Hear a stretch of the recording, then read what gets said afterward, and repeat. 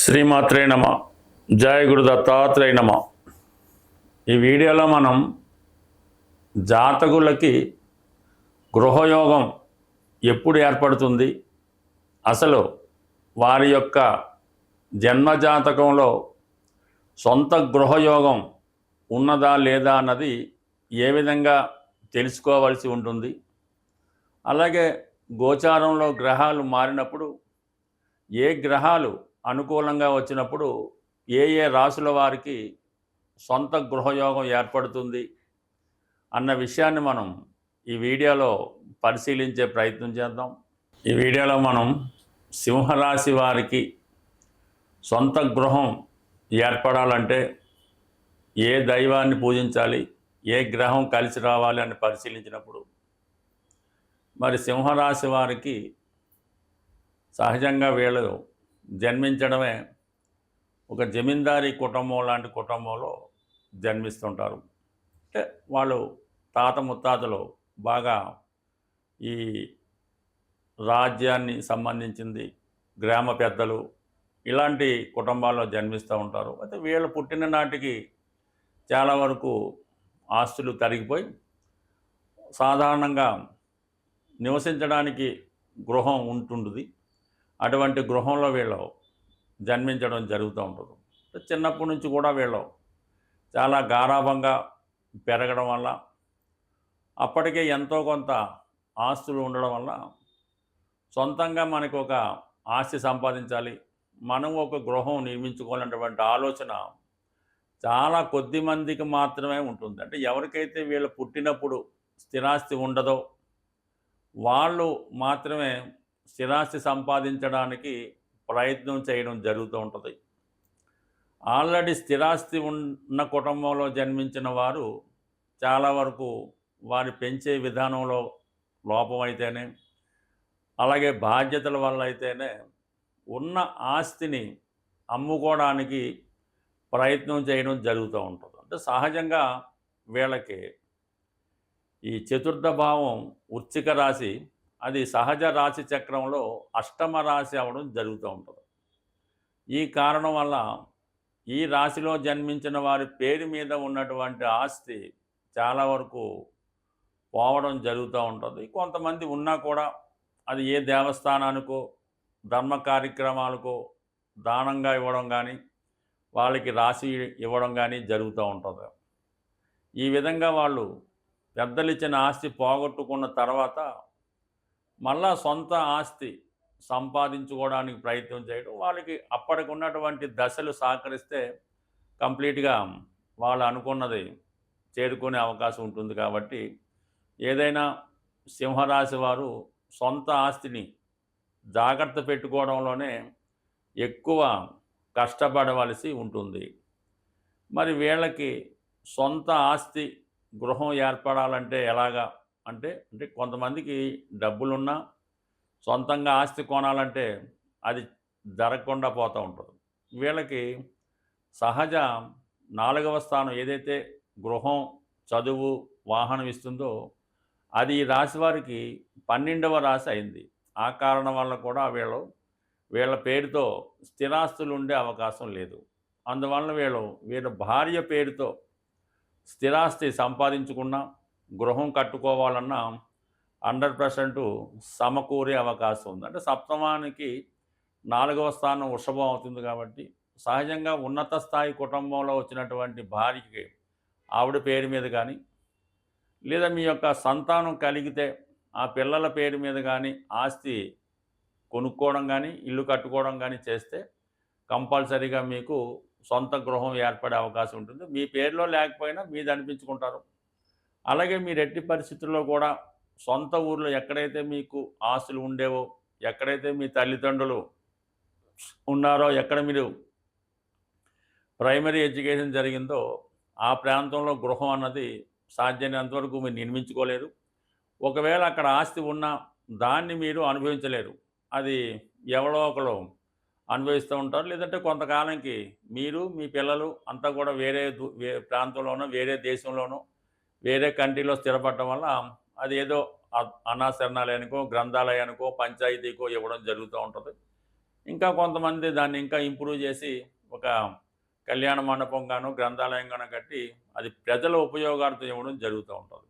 అదృష్టవశాత్తు చాలామంది సింహరాశిలో జన్మించిన వాళ్ళకి ప్రభుత్వ క్వార్టర్స్ రావడం కూడా జరుగుతుంటుంది. అంటే వీళ్ళు రాజకీయంలో ఉండడం వల్ల గానీ, ఉన్నత స్థాయి అధికారులుగా ఉండడం వల్ల ప్రభుత్వ క్వార్టర్స్ అంటే వాళ్ళకి సివిల్స్ అవ్వటం వల్ల అలాగ రావచ్చు. రాజకీయ రంగంలో ఉండడం వల్ల ఈ పెద్ద పెద్ద నగరాల్లో, కేంద్రాల్లో ప్రభుత్వ క్వార్టర్స్ అలాట్ చేసే అవకాశం ఉంది. దాంట్లో సొంతంగానే వీళ్ళు స్థిర నివాసం ఏర్పరచుకోవడం జరుగుతూ ఉంటుంది. అంటే వీళ్ళు పెద్ద పెద్ద బంగ్లాల్లో ఉన్నప్పటికీ సొంతం ప్రజలు అనుకున్నప్పుడు కూడా వీళ్ళ పేరుతో ఆస్తి అన్నది సాధారణంగా ఉండడం అన్నది వెరీ రేర్‌గా జరిగే అవకాశం ఉంటుంది. ఒకవేళ ఉన్నా కూడా అది తాకట్టులోనో, బ్యాంక్ లోన్‌లోనో ఉండడం జరుగుతుంటుంది. బట్ ఏదైనా సింహరాశి వారికి సొంత గృహం యోగం కంప్లీట్‌గా కావాలనుకుంటే కుజగ్రహ అనుగ్రహం కోసం సుబ్రహ్మణ్య స్వామిని నిరంతరం పూజ చేయడం, సుబ్రహ్మణ్య స్వామి భుజంగ స్తోత్రం పఠించడం, మీ సమీపంలోని సుబ్రహ్మణ్య క్షేత్రాన్ని దర్శించి అక్కడ స్వామివారికి కళ్యాణం జరిపించడం కానీ, లేదంటే మరి ఏదన్నా మీకు ఓపిక ఉంటే సుబ్రహ్మణ్య స్వామి దేవాలయం నిర్మించడం వల్ల కూడా మీకు సొంత గృహం యోగం ఏర్పడే అవకాశం ఉంటుంది. స్వస్తి. సొంత గృహం ఏర్పడాలంటే మరి పరిహారం అన్నది ప్రతిదానికి కూడా పరిహారం అన్నది మన శాస్త్రాల్లో చెప్పడం జరుగుతుంది. అయితే మన జన్మ జాతకరీత్యా చతుర్థ భావానికి సంబంధించినటువంటి పరిహారం అన్నది జనరల్గా దశ అంతర్దశలో అది పక్కన పెడితే కామన్గా అందరికీ ఉపయోగపడే పరిహారం ఇది కుజుడు సంబంధించింది కాబట్టి, భూమి కుజుడు కాబట్టి సుబ్రహ్మణ్య స్వామి అంటే కుజుని యొక్క అధిదేవతగా సుబ్రహ్మణ్య స్వామి క్షేత్రాలు ప్రతి రాష్ట్రంలో, ప్రతి జిల్లాలో కూడా సుబ్రహ్మణ్య క్షేత్రాలు ఉండడం జరుగుతుంది. సో అందువలన మంగళవారం కూడా కుజుడికి సంబంధించిన రోజు. అంటే ఏదన్నా మన భూములు సంబంధించిన వ్యవహారాలు సెటిల్ అవ్వాలన్నా, రుణాలు తీరాలన్నా, దొరకాలన్నా, అన్నదమ్ములతో విభేదాలు, భార్యాభర్తలతో చికాకులు, ఇవన్నీ కూడా మంగళవారం రోజు ప్రారంభించడం వల్ల కుజుని యొక్క అనుగ్రహం కూడా తోడవుతుంది.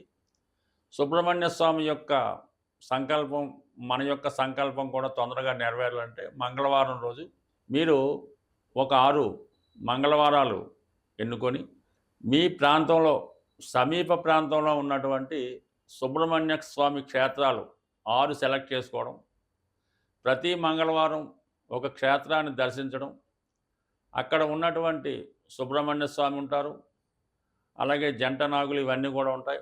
అక్కడ ఉన్నటువంటి ప్రతి దేవతని, ప్రతి దేవుణ్ణి కూడా ఆరాధించి కేవలం బెల్లం పానకంతో, చెరుకు రసం, బెల్లం పానకం, తేనె, లేదంటే బియ్యం పిండి కలిపిన వాటరు, పసుపు నీళ్ళు అంటే ఇన్నప్పుడు కూడా బెల్లం పానకంతో స్వామికి అభిషేకం చేయడం వల్ల ఆ మంగళవారం రోజు మీరు చాలా నియమంగా ఉండవలసి ఉంటుంది. అలాగే వీలైతే ఆ రోజు గోవుకి ప్రదక్షిణ చేస్తూ గోవుకి కూడా కొంత బెల్లాన్ని తినిపించవలసి ఉంటుంది. ఈ విధంగా 6 సుబ్రహ్మణ్య క్షేత్రాలు దర్శించవలసి ఉంటుంది. అంటే పెద్దవే అక్కర్లేదు, మీకు ప్రాంతంలో ఉన్నవి బాగా ఫేమస్ అయినవి 6 క్షేత్రాలు దర్శించడం వల్ల, 6 క్షేత్రాల్లో కూడా విధి విధానంగా పూజ చేయడం వల్ల ఫైనల్గా మీ సమీపంలో ఉన్నటువంటి మోపిదేవి అవ్వచ్చు, ఈ బెక్కవాళ్ళు అవ్వచ్చు, స్కందగిరి అవ్వచ్చు, పళని అవ్వచ్చు, అంటే మీ ప్రాంతంలో ఏదైతే ఫేమస్ ఉంటుందో ఆ సుబ్రహ్మణ్య క్షేత్రంలో మీరు విధి విధానంగా స్వామిని అభిషేకించడమో, పూజ చేయడమో, అర్చించడం వల్ల మీ యొక్క సంకల్పం తొందరగా నెరవేరే అవకాశం ఉంటుంది.